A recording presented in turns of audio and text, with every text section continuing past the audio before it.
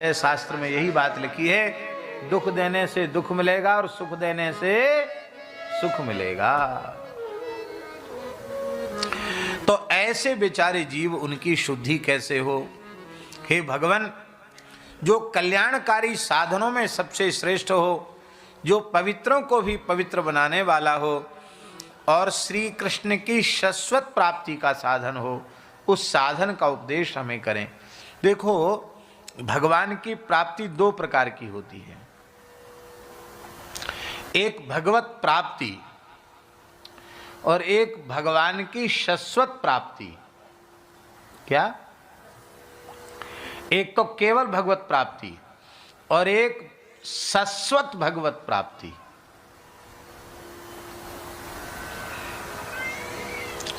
ये शाश्वत प्राप्ति ही अंतिम प्राप्ति है। अंतिम प्राप्ति यही है, और हम बिल्कुल खुलकर कहें तो वस्तुतः भगवत साक्षात्कार यही है। ये हो गया तो भगवत साक्षात्कार हो गया, ब्रह्म साक्षात्कार, भगवत साक्षात्कार। आपके जो भी शब्द हों वो आप प्रयोग कीजिए।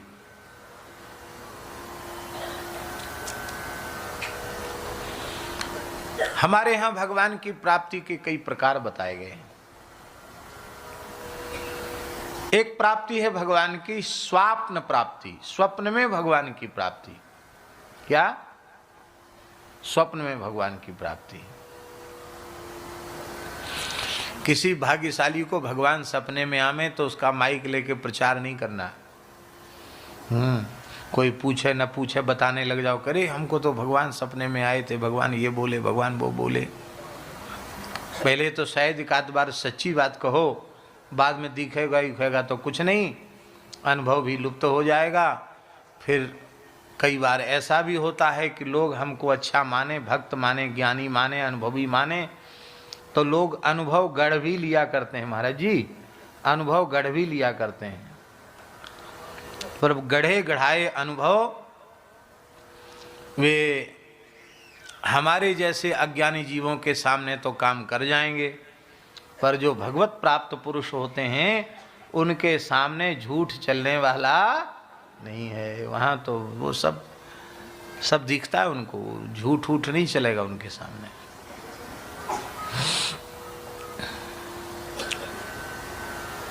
एक बहुत बड़े विद्वान, सत्य घटना सुना रहे हैं हमको, बहुत बड़े विद्वान, वेदांत विषय के बहुत प्रकांड विद्वान, जीवन भर जिन्होंने वेदांत पढ़ाया, वो हमारे पूज्य गुरुदेव पहाड़ी बाबा महाराज का दर्शन करने आए। महाराज जी नीम के वृक्ष के नीचे बैठे रहे थे, एक लंगोटी लगा के। उन्होंने साष्टांग प्रणाम किया, चटाई पर बैठ गए। एक क्षण उन्होंने, महाराज जी ने ऐसे नेत्र उठा के उनकी ओर देखा, फिर नीचे। और डर के मारे उनके सामने कोई कुछ बोलता था नहीं। और हमने कहा, महाराज जी अमुक महापुरुष आए हैं, बड़ी श्रद्धा लेके आपका दर्शन करने आए हैं। कुछ नहीं बोलो, तो चुपचाप बैठे थे ऐसे।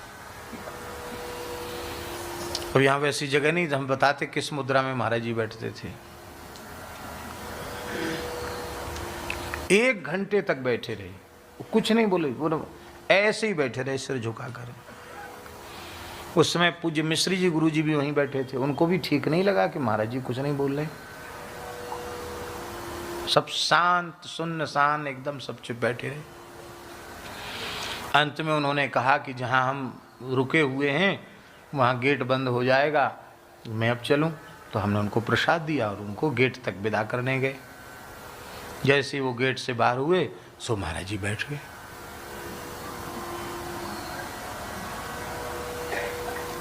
और सीधे शब्दों में उन्होंने कहा, वेदांत पढ़ने पढ़ाने से, उपदेश देने से क्या लाभ है? जीवन में पवित्रता नहीं आई।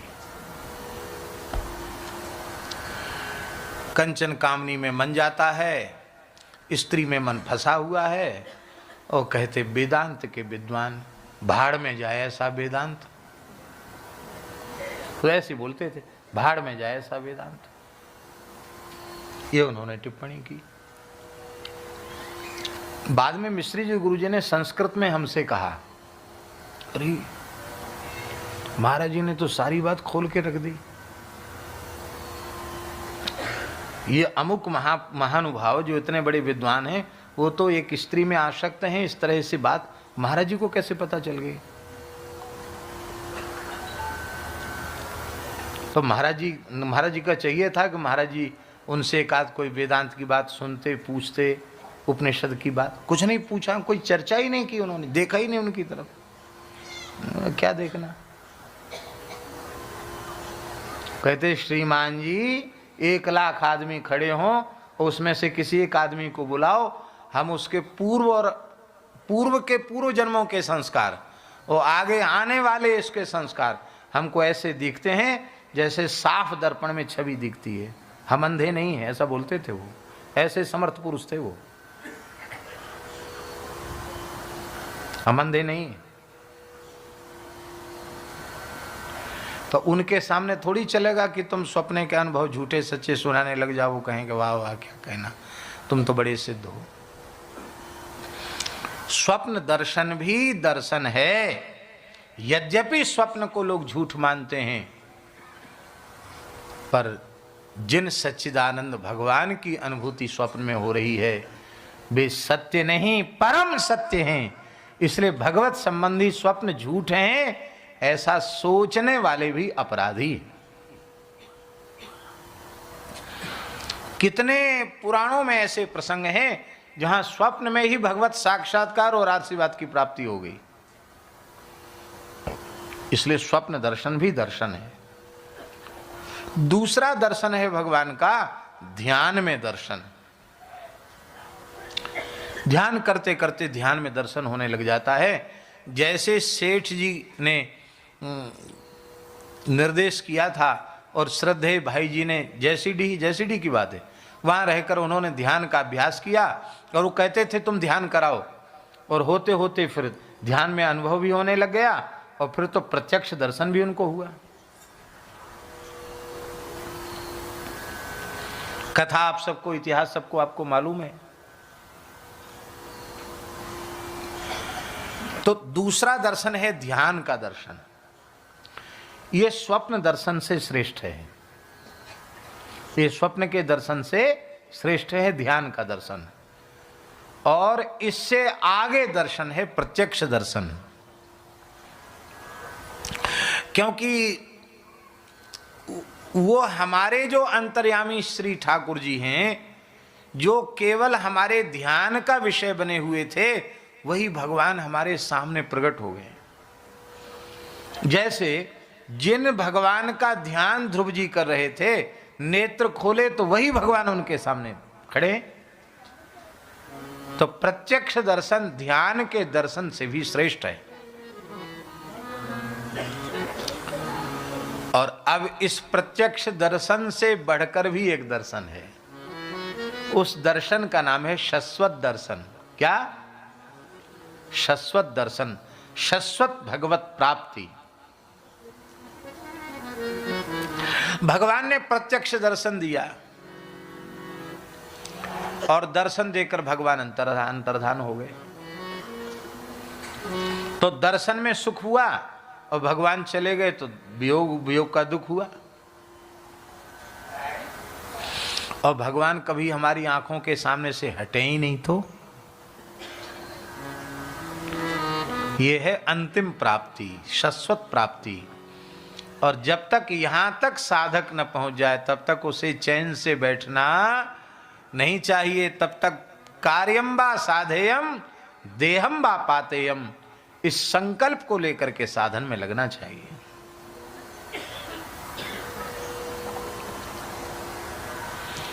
श्रीमद् भागवत की कथा वह साधन है जो श्री कृष्ण की शाश्वत प्राप्ति है।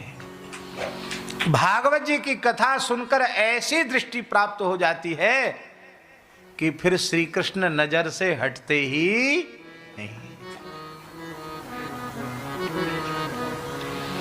श्री राधा बाबा ने भावना से गिरिराज जी विराजमान किए गीता वाटिका में। गिरिराज जी तो गिरिराज जी में है, पर एक भावना करके कि इतनी जगह ये गिरिराज जी है और इतना करने पर पूरी परिक्रमा हो जाएगी, सब उन्होंने निश्चय किया और नित्य करते थे। और एक काला नाग वो आया, परिक्रमा के रास्ते में पड़ा था। अब बाबा लांग के कैसे जाएं? तो बाबा ने धीरे से उसको इशारा किया हटाने के लिए। वो तो महाराज यूं हो गया, फां फां करने लग गया। तो बाबा हाथ जोड़ के बोले, फिया करो चाहे फां करो, आप नंद नंदन हो, हम आपको ठीक से पहचानते हैं, आप तो हमारे नंद नंदन हो, आपके फ्या और फों से हम डरने वाले नहीं। वो सांप से ही बातचीत कर रहे थे, नाग से, काले नाग से। तो पूज्य भाई जी उस समय विराजमान थे, श्री हनुमान प्रसाद पोद्दार जी। उनके पास लोगों ने जाके कहा कि बाबूजी ऐसे ऐसे बाबा। तो भाई जी भी उतर के आ गए नीचे, उन्होंने देखा, उन्होंने कहा नहीं नहीं, भीड़ भाड़ खत्म करो, वो सांप से नहीं, वो तो नंदनंदन से चर्चा कर रहे हैं। चले गए और थोड़ी देर बाद वो नाग जो है ऐसे ही करके झाड़ी में चला गया। बाबा परिक्रमा करने लगे। आप कहेंगे ये घटना आपने क्यों सुनाई? हमारी तुम्हारी काले नाग को देखकर क्या अवस्था होती है, पर बाबा को ना भय है ना कोई घबराहट है, कुछ नहीं है। वो तो हंस रहे हैं, मुस्कुरा रहे हैं, उससे भी बातचीत कर रहे हैं। क्यों? ये शाश्वत प्राप्ति है। सर्व पदार्थों में भगवान का अनुभव करना, सर्वत्र भगवान का अनुभव करना, यही है अंतिम प्राप्ति भगवान की। आमेर की महारानी रत्नावती, उसको मारने का षड्यंत्र किया उसके जेठ ने और उसके पति ने। मान सिंह माधव सिंह वहां के राजा थे, और नरभक्षी भूखे शेर को रानी के महल की ओर भेज दिया। और रानी अपने ठाकुर जी का श्रृंगार कर रही थी, चंदन श्रृंगार। दासी ने कहा, शेर दहाड़ते हुए आया। दासी ने कहा, रानी जी सिंह आया है, अर्थात स्वयं अपनी सुरक्षा का उपाय कर लो। महारानी रत्नावती ने ऐसी देखा सिंह की ओर और ऐसे हाथ करके कहा, अहो नृसिंह जी पधारे हैं। जैसे प्रहलाद जी पर कृपा करने के लिए नरसिंह भगवान आए थे, आज नरसिंह भगवान मेरे ऊपर कृपा करके दर्शन देने आए। जैसे ही रानी के मुंह से निकला नरसिंह जी पधारे हैं, वो शेर जो नरभक्षी शेर था वो पूंछ हिलाने लग गया। महारानी ने प्रणाम किया, वो जीभ से चाटने लग गया। वो चाटा ही नहीं, महारानी ने मस्तक पर सुंदर चंदन का रोली का तिलक लगाया, पुष्प की माला पहनाई और उसको ठाकुर जी का प्रसाद प्रदान किया, नैवेद्य भोग भी लगाया, आरती भी करी। और शेर ने पंजा रखकर आशीर्वाद दिया सिर पे। वो शेर था ही नहीं, वो तो नृसिंह भगवान हो गए। वस्तुतः तो शेर था, पर रानी को शेर न दिखाई पड़ के नृसिंह दिखाई पड़ रहे हैं। तो भगवान सर्वगत सर्वरूप सर्वमय है, सिंह में ही नृसिंह का प्राकट्य हो गया। अरे खंभ में नृसिंह प्रकट हो सकते हैं तो सिंह में नृसिंह क्यों प्रकट नहीं हो सकते? और मान सिंह माधव सिंह वहीं से दूरबीन लगा के देख रहे थे अपने महल से, किले से। उनके तो रोंगटे खड़े हो गए कि ये क्या, 6-7 दिन का भूखा शेर, नरभक्षी शेर, और वो तो महाराज चाट रहा है, सूंघ रहा है और सेवा पूजा स्वीकार कर रहा है। महारानी आरती भी कर रही है। और वहां से शेर ने पैतड़ा बदला, गुर्राया शेर, और जितने षड्यंत्रकारी थे, जितने विरोधी थे, एक को भी जीवित नहीं छोड़ा, उसने सबको मार डाला। और मान सिंह माधव सिंह को तो इसलिए छोड़ दिया कि ये भक्ता का पति है, भक्त संबंध से छोड़ दिया। और मान सिंह को इसलिए छोड़ दिया कि ये भक्ता का जेठ है, इसलिए छोड़ दिया। पर दोनों की कुर्सी उलट दी महाराज। वो सिंहासन आसन पर बैठे थे ना, तो ऐसे थप्पड़ लगाया कि वो उलट दिया उनका आसन। मानो ये कह दिया कि तुम 1 मिनट के नहीं हो, बड़े वीर बनते हो, हम 1 मिनट में तुम्हारी कुर्सी उल्टी कर देंगे। और शेर तो चला गया। और ये बोले भाई महारानी तो बड़ी भक्ता है, चलो दंडोत प्रणाम करके आवें। तो पति और जेठ दोनों ही साष्टांग लौटकर प्रणाम कर रहे हैं कि तुम्हारी भक्ति सच्ची है, अब हमारे अपराध को क्षमा करो, अब हम तुम्हारे भजन में कोई बाधा नहीं करेंगे, हमें एक बार क्षमा कर दो। महारानी ने नहीं देखा उनकी ओर, वो अपने ठाकुर जी की सेवा में लगी है। दासी ने करे महाराज प्रणाम कर रहे हैं। तब उन्होंने कहा ये तो लाल जी का दरबार है, यहाँ राजा रंक का भेद कहा, यहाँ तो भगवान को सब प्रणाम करते हैं, ये प्रणाम कर रहे हैं तो इसमें क्या विशेषता हो गई। बोले ये रो रहे हैं, इनकी ओर एक बार देख तो लो। रत्नावती ने कहा एक ओर ये लगाए हैं, इन आँखों को ठाकुर जी की तरफ लगाया है, अब इन आँखों से संसार पति पुत्र आदि नहीं देखने हैं। ये है अंतिम प्राप्ति। तुलसीदास जी को अंतिम प्राप्ति हुई। वे कहते हैं जड़ चेतन जग जीव जत सकल राम मैं जाने, बंदहु तिनके पद कमल सदा जोरि जुग पान। सिया राम मैं सब जग जानी, सिया राम मैं सब जग जानी, करऊं प्रणाम जोरि जुग पानी, करऊं प्रणाम जोरि जुग पानी। समग्र सृष्टि भगवत रूप में अनुभव करना हो तो भागवत जी का आश्रय लो। ये श्री कृष्ण की शाश्वत प्राप्ति का साधन है। ये ऐसी प्राप्ति है जिस प्राप्ति के बाद फिर वियोग नहीं होता, फिर वियोग नहीं होगा, फिर तो निरंतर संयोग है, फिर वियोग कहाँ। हे भगवान, एक चिंतामणि बहुत प्रसिद्ध है, देखी नहीं सुनी सुनी है। वो चिंतामणि किसी को प्राप्त हो जाए तो वो चिंतामणि संसार के सभी सुख दे सकती है, जो चाहो सो चिंतामणि दे देगी।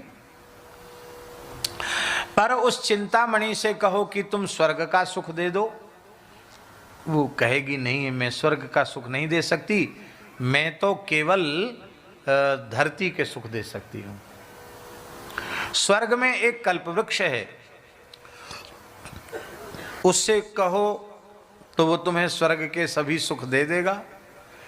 लेकिन उस कल्प वृक्ष से कहो कि हमें ज्ञान दे दो, भक्ति दे दो, वैराग्य दे दो, भगवान की प्राप्ति करा दो, हमें गोलोक वैकुंठ साकेत की प्राप्ति करा दो, वो कहेगा स्वर्ग की जो वस्तुएं तुमको चाहिए उसको ले लो, इसके आगे हम कुछ नहीं दे सकते। पर श्री शौनक जी कह रहे हैं चिंता मणिर्लोक सुखम सुरद्रुः स्वर्ग संपदम प्रयच्छति गुरु प्रीतो वैकुंठम योगी दुर्लभम। चिंतामणि संसार के सुख दे सकती है, कल्प वृक्ष स्वर्ग के सुख दे सकता है, किंतु सद्गुरु प्रसन्न हो जाएं तो योगी दुर्लभ वैकुंठ को वे प्रदान कर देते हैं। अब यहां आचार्य जी एक बात ध्यान देने की है, सूत जी उनके गुरु नहीं है और न शौनकादि ऋषि उनके चेले हैं।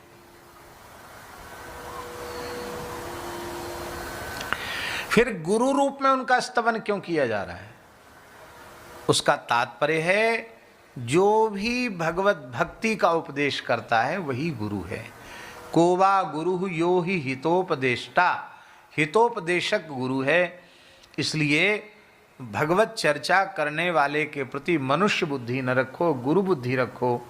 यही प्रेरणा देने के लिए ये बात कही जा रही है, क्योंकि जहाँ कहीं कोई अच्छी बात हमारे सुनने में आती है उस अच्छी बात का प्रकाशक गुरु तत्व ही होता है। सामने ब्रह्मचारी जी विराजे हैं। गीता वाटिका में परम श्रद्धेय पूज्य श्री रामचंद्र दास डोंगरे जी की कथा हुई। और पहले तो आप व्यवस्था में रहते थे पूरी, और कथा के समय पहले से कह दिया भाई हम कुछ नहीं करें, हम कथा सुनेंगे। हाँ ठीक है, आपको अवकाश दिया जाता है, आप कथा सुनिए। यही कथा सुनी इन्होंने, नियम पूर्वक श्रद्धा पूर्वक कथा सुनी। और जब आखिरी दिन था कथा का, तो श्री डोंगरे जी महाराज ने एक बात कही। उन्होंने कहा कि देखो, श्रीमद् भागवत का श्रवण करने के बाद यदि जीव का परम कल्याण नहीं हुआ, उसे शरीर संसार से वैराग्य नहीं हुआ, भगवान के चरणों में अनुराग नहीं हुआ, उसके जीवन में परिवर्तन नहीं आया, तो ये पक्का समझ लेना कि या तो कहने वाले की कमी है या सुनने वाले की कमी है। भागवत जी तो साक्षात श्री कृष्ण का वांग्मय विग्रह है, भागवत जी में कहीं कमी नहीं। ये बात किसने कही? श्री डोंगरे जी ने। आप प्रमाण हैं, आपको ये बात लग गई, आप सोचने लगे कि कहने वाला तो परम वीतराग निर्लोभ वक्ता है। श्री डोंगरे जी का जीवन बहुत पवित्र था, बड़े दिव्य महात्मा महापुरुष थे। वस्तुतः व्यासपीठ की शोभा ऐसे ही वीतराग महापुरुषों से होती है, वैसे महापुरुष थे वो।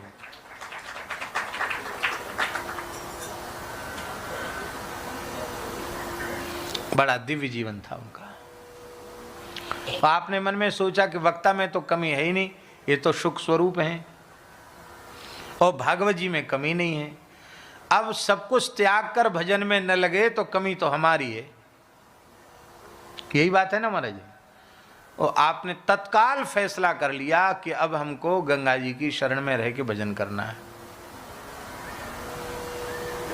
और सबको बड़ा आश्चर्य हुआ, लोग भाई पुनर्विचार करो। बोले पुनर्विचार नहीं करना है, अब जो भीतर से पक्का हो गया सो हो गया।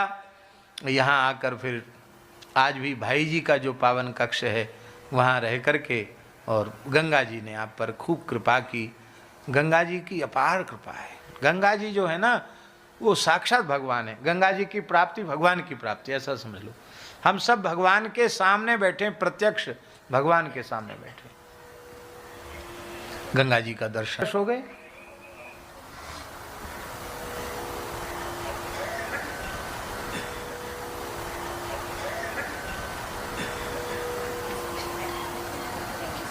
सैंतीस 38 वर्ष हो गए।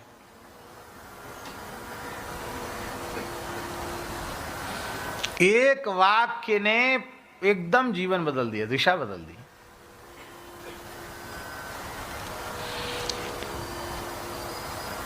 मरने के बाद तो भले ही लोग अपनी भावना से लिख देते स्वर्गीय या स्वर्गवासी, लेकिन भगवान जाने कि मरने के बाद स्वर्गवासी हुआ कि नरकवासी हुआ कि किस योनि में चला गया, तो राम जी जाने, किसी को कोई ठिकाना नहीं है। लेकिन जीते जी गंगा जी के तट पर निवास मिल गया तो समझना मरने के बाद नहीं, जीते जी वैकुंठ मिल गया। तब तट निकटे यस्य निवासः खलु वैकुंठे तस्य हि वासः। देवेश्वरेश्वरी भगवती गंगे त्रिभुवन तारण तरल तरंगे। सुरवनितामिव फलदालोके सुखदे शुभदे सेवक शरणे। तब तट निकटे यस्य निवासः खलु वैकुंठे तस्य हि वासः। जय गंगे जय गंगे गंगे, जय गंगे जय श्री गंगे, जय गंगे जय गंगे गंगे, जय गंगे गंगे।